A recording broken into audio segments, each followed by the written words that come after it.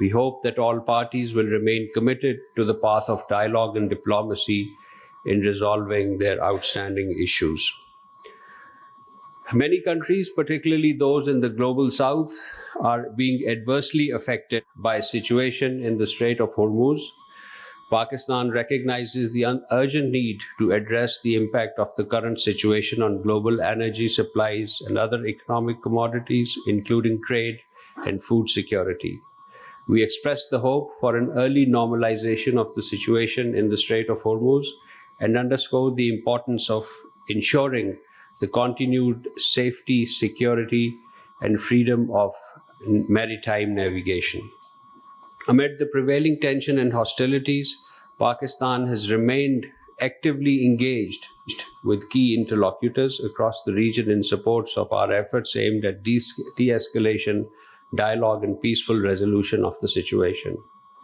And in this vein, on 10th of July, our Prime Minister, His Excellency Mr. Mohammad Shahbaz Sharif, held a warm and cordial telephone conversation with the Amir of the State of Qatar, His Highness Sheikh Tamim bin Hamad Al Thani. The Prime Minister expressed his deep concern over the recent escalation in tensions in the region, while conveying Pakistan's solidarity and support with the people of Qatar in the wake of the recent attacks on this country. The Prime Minister stressed upon all parties to exercise restraint and refrain from any action that could undermine peace in the region. The two leaders agreed upon the importance of sustained diplomatic engagement and dialogue and adherence to the commitments made by all parties under the Peace Islamabad Memorandum. His Highness the Amir thanked Pakistan's leadership for playing an active role, a leading role for peace in the region, and assured him of Qatar's continued support in this regard. And on the same day, our Prime Minister held telephone conversation with the President of Iran, His Excellency Dr. Masoud Pezeshkian.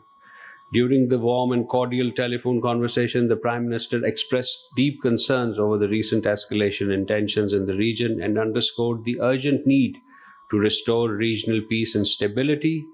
He called on Iran and all other partners to exercise restraint and refrain from any action that could jeopardize the hard-earned peace achieved over the past 2 or 3 weeks.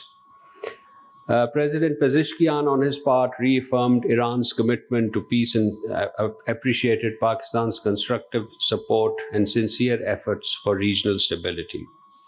The two leaders also reviewed implementation of the decision taken during President Pezeshkian's visit to Pakistan earlier this month and follow-up actions for further strengthened bilateral cooperation across diverse fields.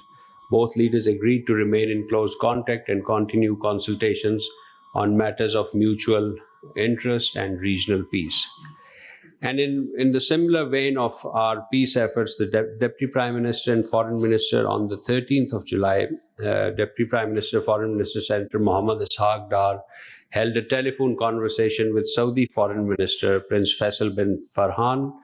They discussed recent regional developments, stressed restraint and dialogue, and agreed to remain in close contact. And on the 12th of July, the DPM and Foreign Minister held a telephone conversation with his Iranian counterpart, Foreign Minister Sayyid Abbas Araghchi, and they discussed the regional situation, emphasized de-escalation and diplomacy, and agreed to remain in close contact.